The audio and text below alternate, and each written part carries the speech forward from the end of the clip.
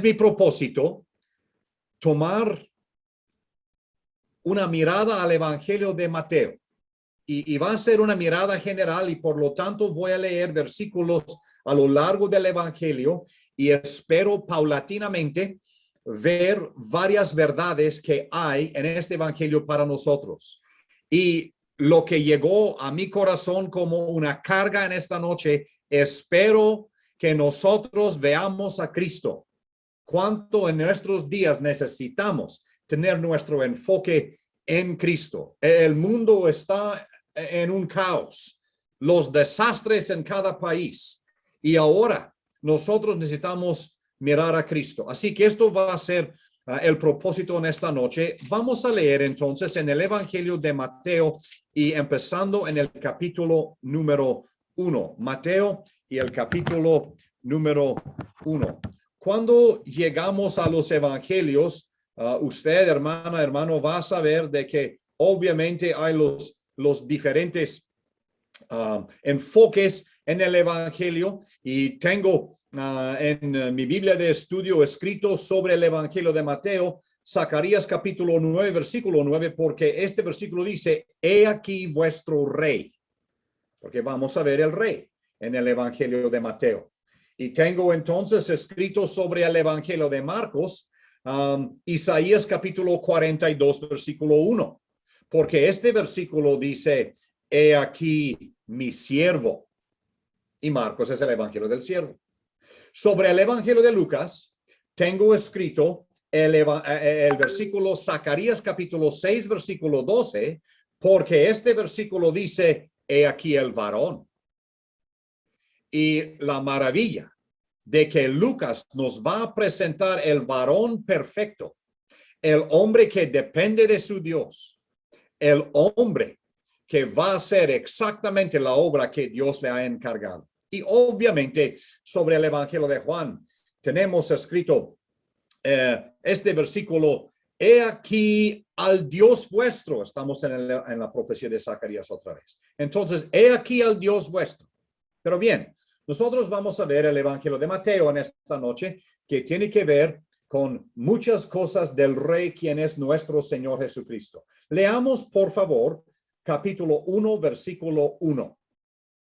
Libro de la genealogía de Jesucristo, hijo de David, hijo de Abraham. Versículo 21, por favor. Y dará a luz un hijo y llamarás su nombre Jesús, porque él salvará a su pueblo de sus pecados. Todo esto aconteció para que se cumpliese lo dicho por el Señor por medio del profeta cuando dijo, he aquí una virgen concebirá y dará a luz un hijo y llamarás su nombre Manuel, que traducido es Dios con nosotros. Al capítulo 7, por favor. Capítulo 7 y el versículo 28. Esto es la conclusión de los capítulos que muchas veces llamamos el Sermón del Monte. No sé si sea una muy buena palabra para describir lo que dijo Cristo, un sermón. Pero bueno, usted entiende que ese es un título que muchos lo ponen.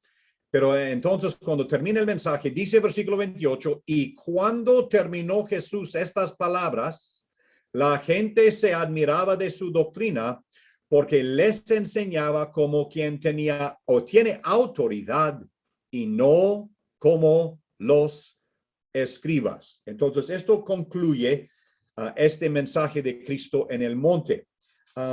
Vamos al final del capítulo 13 ahora, por favor. Capítulo 13. Versículo 53.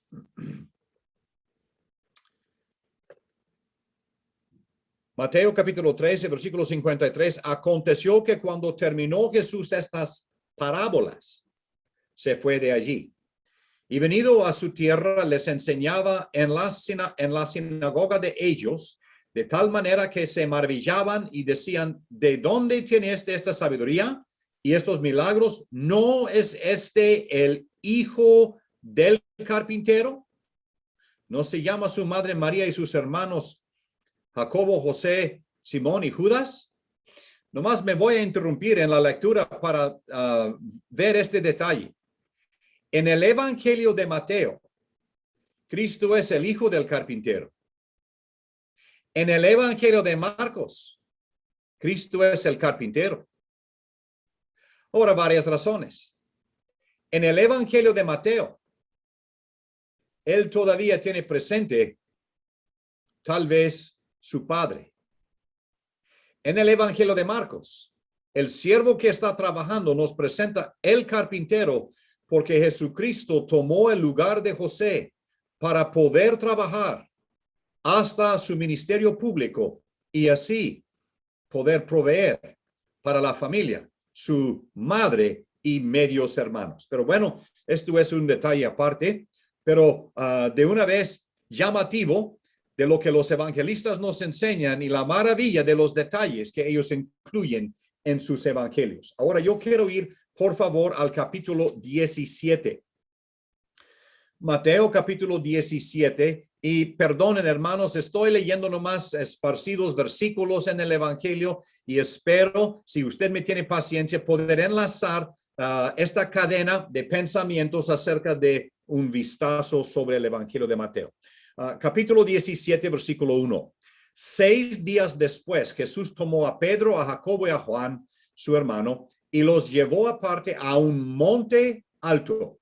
Y se transfiguró delante de ellos y resplandeció su rostro como el sol y sus vestidos se hicieron blancos como la luz. Esto es todo lo que vamos a leer ahí. Vamos al capítulo 26, por favor. Mateo capítulo 26, de nuevo, versículo 1. Cuando hubo acabado Jesús todas estas palabras, dijo a sus discípulos, sabéis que dentro de 2 días se celebra la Pascua y el Hijo del Hombre será entregado para ser crucificado. Y enseguida Cristo va a ser ungido en Betania y después es la negación de Pedro, la oración en Getsemaní, el concilio, después Cristo es crucificado.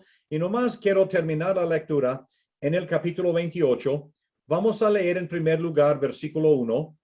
Pasado el día de reposo, al amanecer del primer día de la semana, vinieron María Magdalena y la otra María a ver el sepulcro.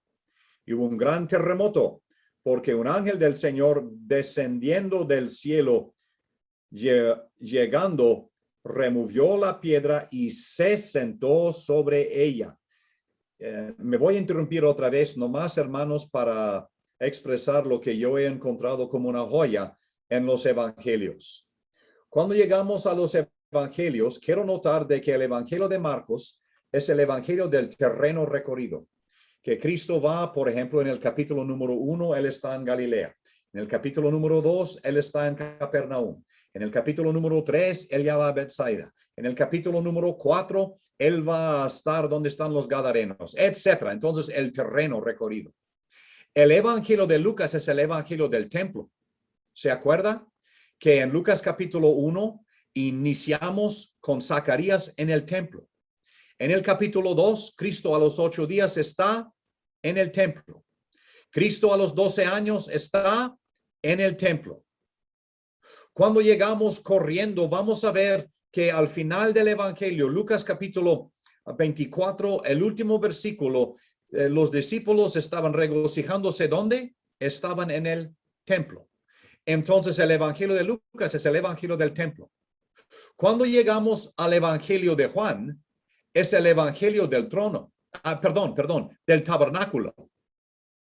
Porque dice que el verbo se hizo carne y habitó entre nosotros. Ahora, algo que pasa con nosotros que tenemos que aprender español de adultos, empezamos a inventar palabras. Así que yo puedo inventar que dice, en vez de habitó entre nosotros, tabernaculó entre nosotros. Yo sé que este verbo no existe, pero ya lo inventé. Tabernaculó entre nosotros. Esta es la primera referencia al tabernáculo en el evangelio de Juan y hay como 14 o más referencias que podemos ver o por lo menos alusiones al tabernáculo que vamos a ver en el evangelio de Juan. Pero hoy estamos en el evangelio de Mateo. ¿Qué es el Evangelio de Mateo? Es el Evangelio del trono. Cuando llegamos al capítulo 1, donde vamos a ir en un momento, vamos a ver el trono. Él es hijo de David. David es el rey sentado sobre el trono. Y en la genealogía vamos a ver otros reyes mencionados en el trono. Pero cuando llegamos aquí, el versículo que acabamos de leer, Mateo es el que nos da este detalle. Removió la piedra y se sentó sobre ella. Esta piedra que era el sello del sepulcro llegó a ser el trono del ángel para anunciar, él no está aquí. Entonces, en otras ocasiones, y nomás he mencionado estos cuantos, vamos a ver que el Evangelio de Mateo es el Evangelio del trono. Pues claro que sí, es el Evangelio del rey. Por lo tanto, se relaciona con el trono. Pero vamos a terminar la lectura antes de que abunde más en otros detalles. Versículo 19. Capítulo 28, versículo 19. Por tanto, id y haced discípulos a todas las naciones, bautizándolos en el nombre del Padre y bautizándolos en el nombre del Padre y del Hijo y del Espíritu Santo, enseñándoles que guarden todas las cosas que os he mandado, y he aquí estoy con vosotros todos los días hasta el fin del mundo. Amén. Hasta aquí la lectura de la palabra de Dios, esperando su bendición. Muy bien, entonces vamos a iniciar a nomás tomar un vistazo general sobre el Evangelio de Mateo. Y aquí lo que quiero notar es de que, en primer lugar, el Evangelio de Mateo se puede dividir, o sea, en un breve bosquejo, por los mensajes de nuestro Señor Jesucristo. Por eso leí varios versículos que tienen palabras semejantes. Entonces, cuando llegamos ahí, vamos a ver de que capítulo 7, versículo 28, es la primera división del libro. O sea que del 1 al 7 vamos a ver esto específicamente, lo que es este mensaje que podemos llamar la constitución del reino. Nuestros países tienen gobernantes y tienen constituciones. Y Mateo capítulo 5, 6 y 7 sirven como la constitución del reino. Los ciudadanos vamos a vivir conforme a esta constitución. Pero ahí termina Cristo cuando él dice, terminó Jesús estas palabras.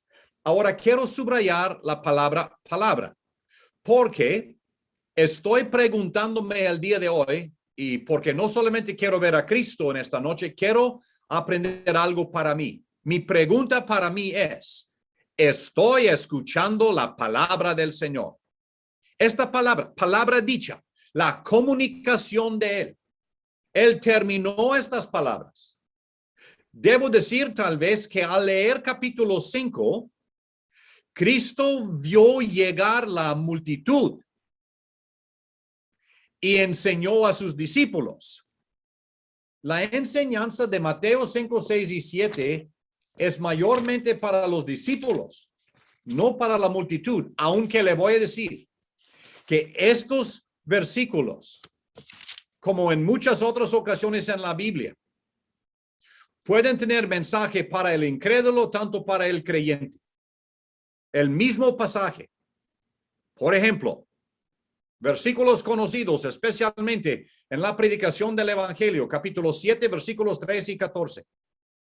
Cuando Cristo mismo dice, entrad por la puerta estrecha, porque ancha es la puerta y espacioso el camino que lleva a la perdición, y muchos son los que entran por ella.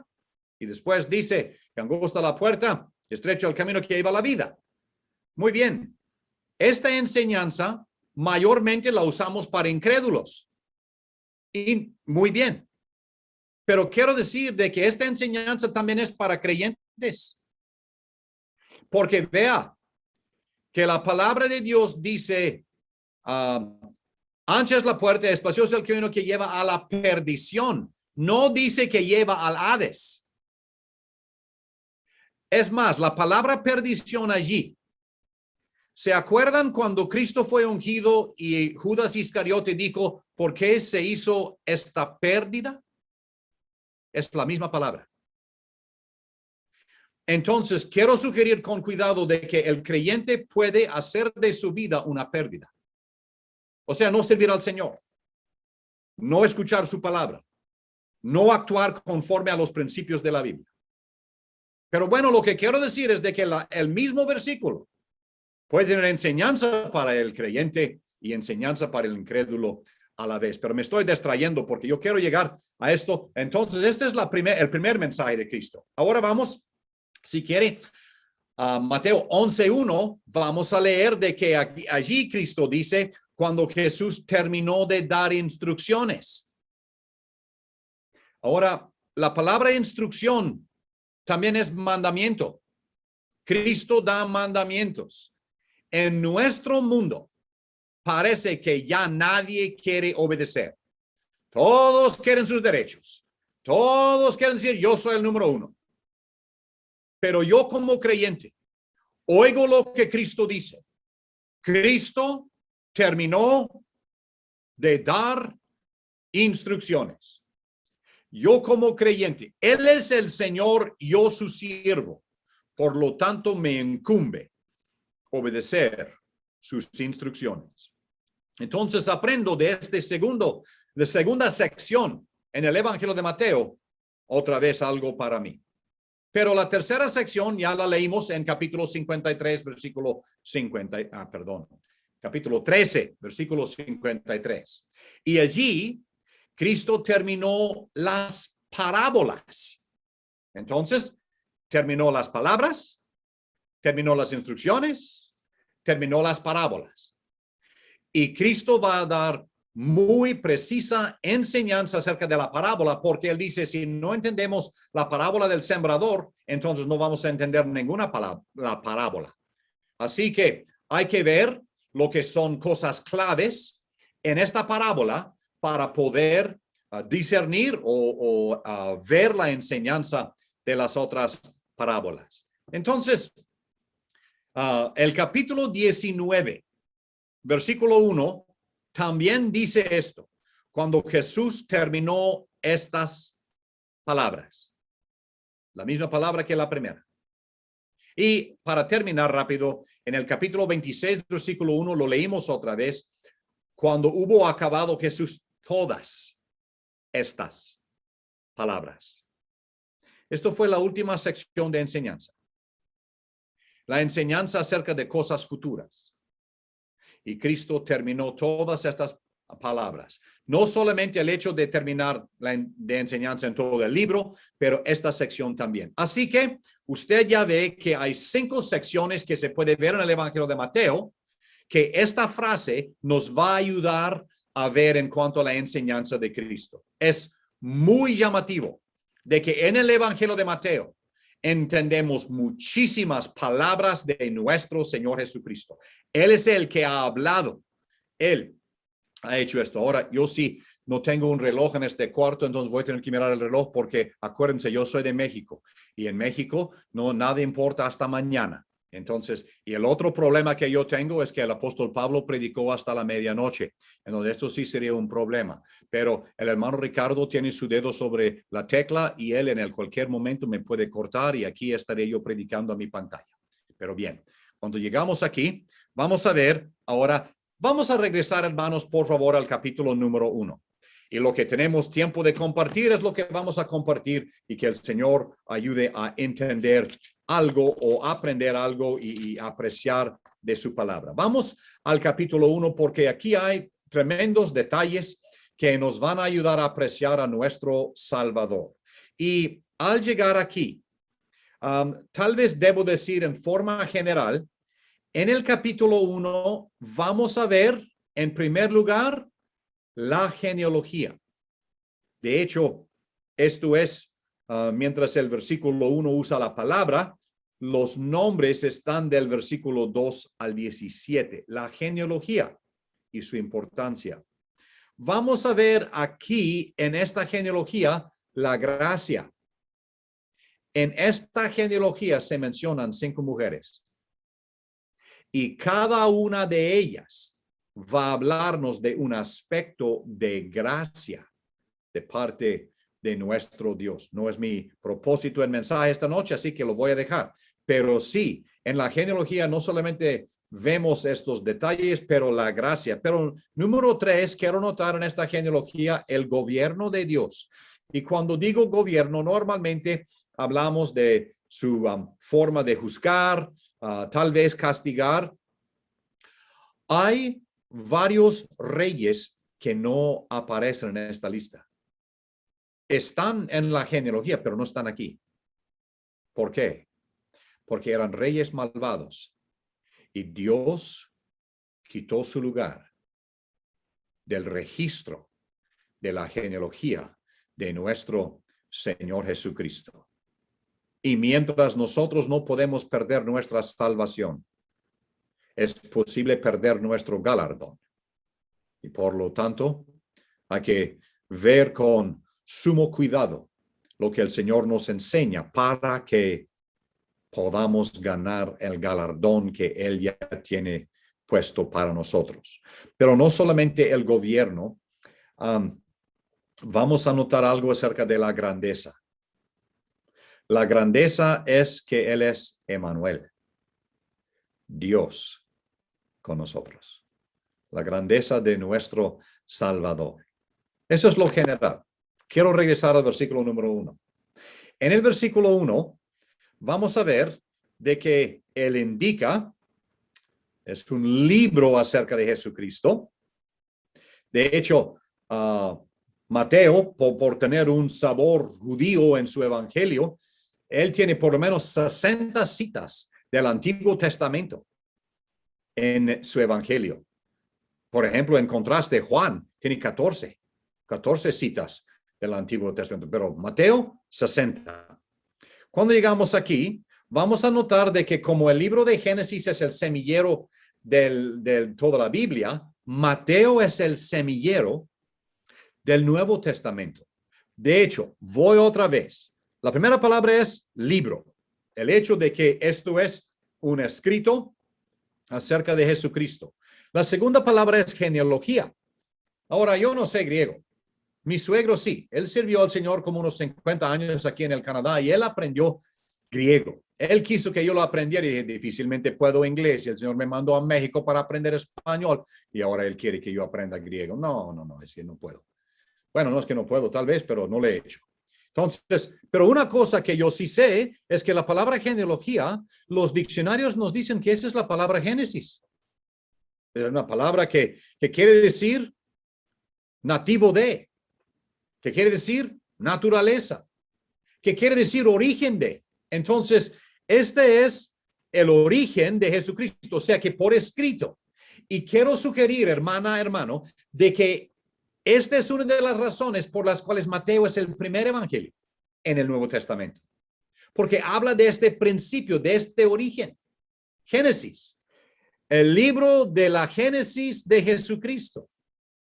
Entonces, llegamos de nuevo a este versículo 1. Y mientras Mateo 1:1 dice el libro de la genealogía de Jesucristo, ¿se acuerda que Génesis capítulo 5, versículo 1 dice el libro de la genealogía de Adán? Entonces tenemos la semejanza entre estos dos libros. Génesis, el semillero del Antiguo Testamento, o toda la Biblia, y Mateo, el semillero del Nuevo Testamento.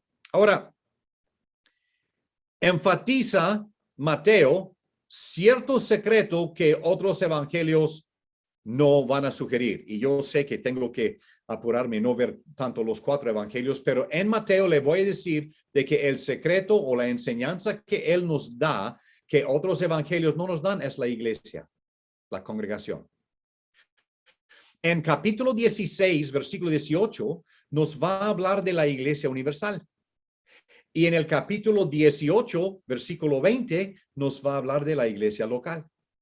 Es Mateo que nos va a descubrir o nos va a plantar la semilla de esa verdad que obviamente más tarde en tantas epístolas los otros apóstoles nos van a enseñar. Pero bueno, el evangelio de Mateo. Pero otro detalle que quiero notar, cuando llegamos a Mateo, vamos a ver que la genealogía es la genealogía legal. O sea que cuando usted lee de que aquí, versículo 17, de 16, y Jacob engendró a José, marido de María. Eso es la genealogía legal. El Evangelio de Lucas nos da la genealogía real. En Lucas es la genealogía de María. Aquí es la genealogía de José. Muy importante porque es legal y él es rey. Y él tiene que comprobar de que es de la línea real, de la línea de la realeza. Mientras en el Evangelio de Lucas, él tiene que comprobar que en verdad llegó a ser hombre y él nació de María. Pero bien, una cosa más en el versículo 1. Dice, hijo de David, hijo de Abraham. Y decimos nosotros, bueno, si él está hablando acerca del principio, etcétera, la genealogía, Génesis, etcétera, origen, entonces ya se equivocó. Primero es Abraham y después es David. No, no se equivocó. Cuando llegamos aquí, vamos a notar número 1, es el libro del rey. Por lo tanto, David es primero. Pero no solamente esto. Cuando llegamos aquí, vamos a notar de que es necesario. De hecho, hubiera dicho que hay, cuando llegamos aquí, vamos a notar 3 nombres de Cristo en versículo 1. Dice genealogía de Jesucristo. Esto es su título oficial. Después dice hijo de David, su título real. Y después hijo de Abraham, su título nacional. Entonces, no solamente esto, pero quiero decir este detalle acerca de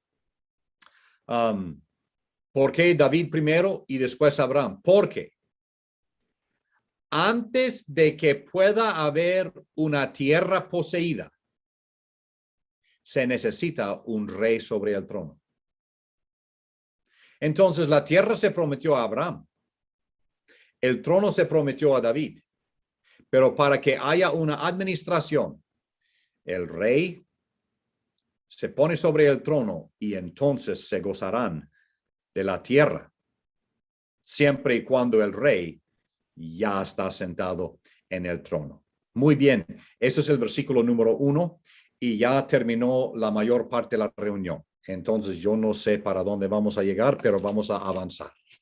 Entonces, llegamos aquí. Quiero notar este detalle en general. En el Evangelio de Mateo, vamos a notar de que hay 7 montes. Y yo veo que en los 7 montes también hay instrucción para mí, hay lecciones para mi propia vida. Entonces, en primer lugar, Mateo capítulo 4, versículo 8 me lleva al monte de la tentación. Ahora, en primer lugar, cuando yo empecé a ver esto otra vez, yo dije, muchas veces decimos de que cuando estamos sobre la montaña, estas son cosas buenas, esas son cosas bonitas, esas son bendiciones y estamos sobre la montaña. Y cuando estamos en el valle, eso es la dificultad, esto sí es oscuro. Bueno, déjeme decirle, el primer monte que vamos a ver en Mateo es el monte de tentación. No estando sobre el monte siempre es cosa buena, cosa agradable. Monte de tentación. Nuestro amado Salvador. Adán fue tentado en inocencia. Cristo en un mundo contaminado con el pecado. Adán fue tentado cuando no existía el pecado. Cristo estaba tentado cuando todo el mundo estaba ya pecando. Adán fue tentado cuando nadie a su alrededor. Él en el huerto de Getsemaní, en la perfección del huerto de Dios. Cristo fue tentado en el desierto. Adán fue tentado con toda la calma de animales dóciles alrededor. Cristo fue tentado con fieras. Y obviamente el más grande contraste. Adán falló y Cristo no falló. Cristo no pecó, Cristo no puede pecar. Entonces, aquí el monte de la tentación, yo veo que el diablo mal citó versículos a Cristo y veo que Cristo bien citó los versículos. Por eso, hermana, hermano, muy importante que aprendamos bien la palabra de Dios. Ya, con esas canas, por fin ya somos abuelos.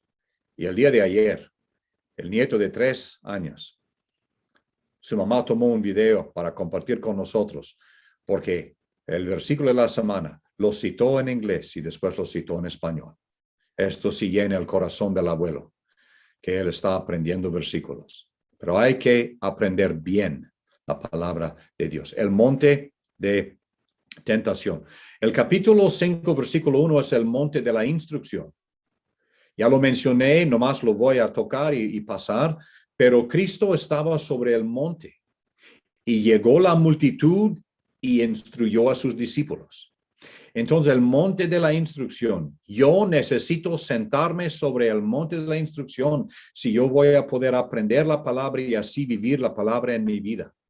Y obviamente poder compartir la palabra. Necesito la instrucción primero. Entonces, tenemos el monte de la instrucción. Quiero correr porque en el capítulo 14, versículo 23, tenemos el monte de la comunión.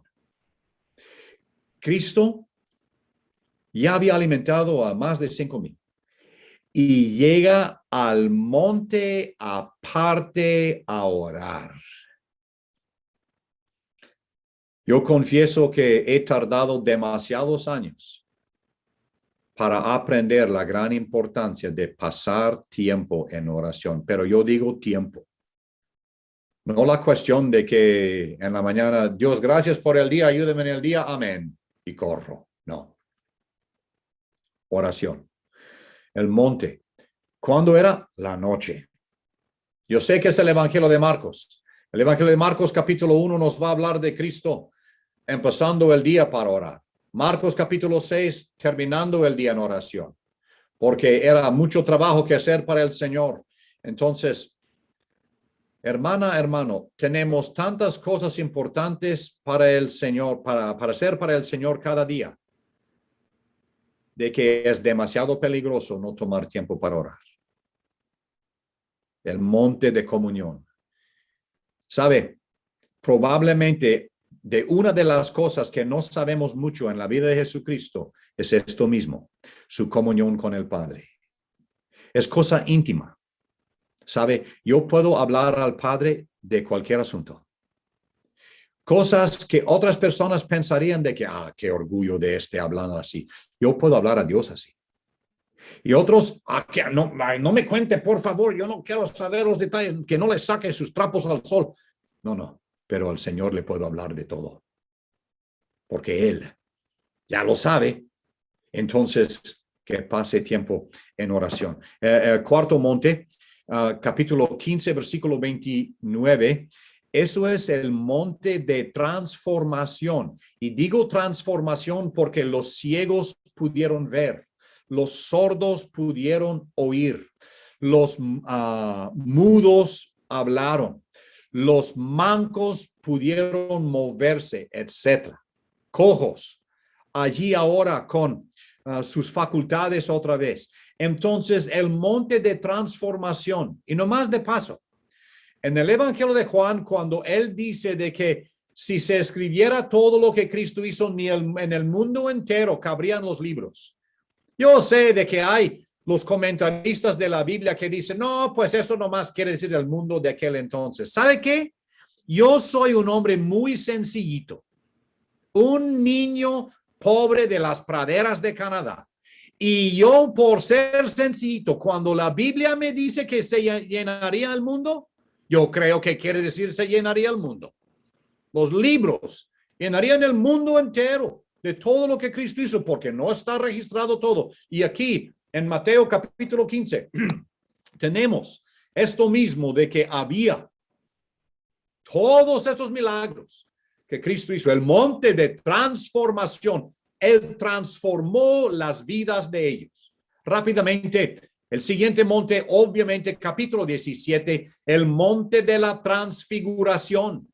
Ahora Cristo está allí y esto es una pequeña figura del milenio, es una pequeña figura de todo lo que va a acontecer. Ahí está Elías, ahí está Moisés. Moisés representa la ley, Elías representa los profetas. Más, Moisés representa personas que murieron. Elías representa personas que no van a morir. Los discípulos van a representar a Israel. Jesucristo en el reino, el rey que está ahí en toda su gloria. O el monte de la transfiguración. Hermana, hermano, estamos esperando el momento de la llegada de Cristo. Nuestro hermano oró al principio de la reunión de estamos en espera de la venida de Cristo y Él va a llegar y vamos a ver de que aquí el monte de la transfiguración se va a cumplir. Bueno, ya va a saber de que me dijeron hace 1 año y medio de que cuando se hizo Zoom, de que uno no debe de gritar a la cámara y no lo he aprendido todavía. Cuando llegamos al sexto monte, vamos a ver el monte de la revelación, capítulo 21 y el versículo 1. Hasta el capítulo 24, versículo 3, también vamos a ver el monte de la revelación. En el monte Cristo empezó a enseñarles estas cosas y los discípulos no entendieron y yo confieso que muchas veces yo no entiendo, pero Cristo les enseñaba y daba mucha instrucción y el monte de la revelación, Él quiso que entendieran. Él les dio la verdad, nos ha dado la verdad también. Y que el Espíritu Santo nos ayude a abrir nuestro entendimiento y nuestros ojos para ver esto mismo. Sexto monte, el monte de revelación. Séptimo monte, el monte ahora de la presentación. Ahora, hermanos, estoy queriendo ver con cuidado. No lo menciono como el monte de la ascensión. Porque en el Evangelio de Mateo, Cristo se queda en la tierra, no asciende. ¿Se acuerda al último versículo que leímos? He aquí, estoy con vosotros hasta el fin del siglo. Ahora, veo la relación con capítulo 1, versículo 23. En el capítulo 1, versículo 23, se decía, Emmanuel, Dios con nosotros. Termina el Evangelio de Mateo, capítulo 28. He aquí, estoy con vosotros. Hermano, hermana, qué consolación para nosotros. El Evangelio de Mateo va a hablarnos de que Cristo viene, Dios con nosotros, y termina el Evangelio, todavía Dios con nosotros. Y esto de que estamos en esta época, esto de que estamos todavía atravesando el desierto, Cristo entonces nos tiene o está con nosotros. Bien, cuando llegamos ahí, vamos hermanos, creo que mejor lo vamos a dejar así. Nomás un detalle que quiero notar, de que cuando llegamos al Evangelio de Mateo, inicia con el principio, o sea, dice el principio, libro de la genealogía del hijo de David, libro de su origen, de su natividad, etcétera, Génesis. Inicia con el principio, termina con el fin. Y aquí estoy con vosotros hasta el fin del mundo. Entonces, usted, hermano, ha caminado recio conmigo en esta noche para ver algo acerca del Evangelio de Mateo. Un recorrido rápido tal vez, y tal vez estoy ya sin aliento porque corrí tan rápido, pero bueno, cuando llegamos aquí al Evangelio de Mateo nos muestra el Salvador, y al estar con nuestro Salvador, verle a Él y aprender lecciones para mí, para que yo pueda en este mundo apreciar lo que Él es, aprender lo que Él dice y adorar por Él que está ahí, y obviamente anticipar el momento cuando Él va a volver. Siendo mi primera oportunidad, no quiero ahorcarme o echarme la soga al cuello. Mejor termino ya para que posiblemente en otra ocasión me inviten otra vez. Pero antes de terminar, Vamos a orar.